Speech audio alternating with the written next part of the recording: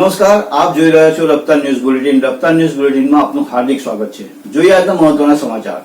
ભારતીય જનતા પાર્ટીને પશ્ચિમ બંગાળમાં મળેલ ભવ્ય વિજય બાદ નર્મદા જિલ્લામાં ભાજપ દ્વારા રાજપીપળામાં વિજયોત્સવ ઉજવાયો. તો આવો જોઈએ આ એક રિપોર્ટ. ભારતીય જનતા પાર્ટીને પશ્ચિમ બંગાળમાં મળેલ ભવ્ય વિજય બદલ નર્મદા જિલ્લામાં ભાજપ દ્વારા રાજપીપળામાં ભવ્ય વિજયોત્સવ ઉજવાયો હતો.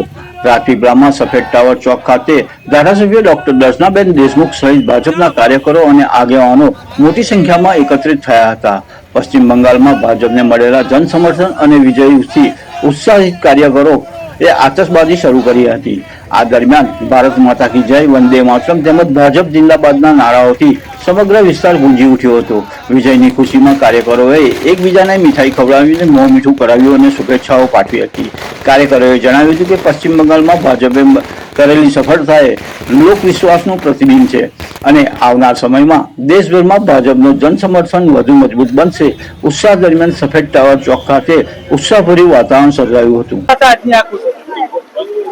આજે પશ્ચિમ બંગાળના ચૂંટણીના પરિણામો આવતા જે રીતના ભારતીય જનતા પાર્ટીને જે સફળતા મળી છે એ સફળતાને લઈને આજે સમગ્ર ભારતભરમાં ખૂબ જ ઉત્સાહભેર આ વિજયોત્સવની ઉજવણી થઈ રહી છે.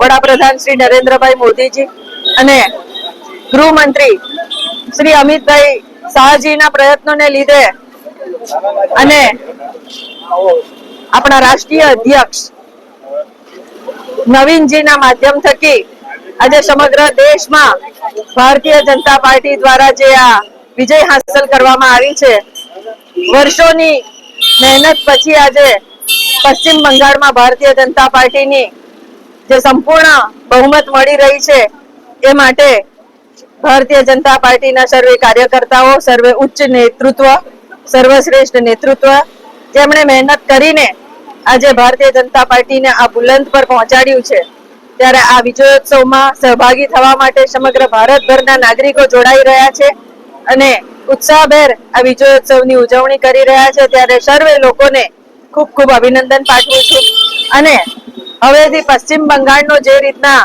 વિકાસ થશે, સૌનો સાથ, સૌનો વિકાસ, સૌનો પ્રયાસ અને સૌનો વિશ્વાસ, આ મંત્ર ઉપર ચાલતા વડાપ્રધાન નરેન્દ્રભાઈ મોદીજી દ્વારા પશ્ચિમ બંગાળનો પણ જે રીતના વિકાસ થશે એ વિકાસ પણ અદ્વિતીય જ હશે.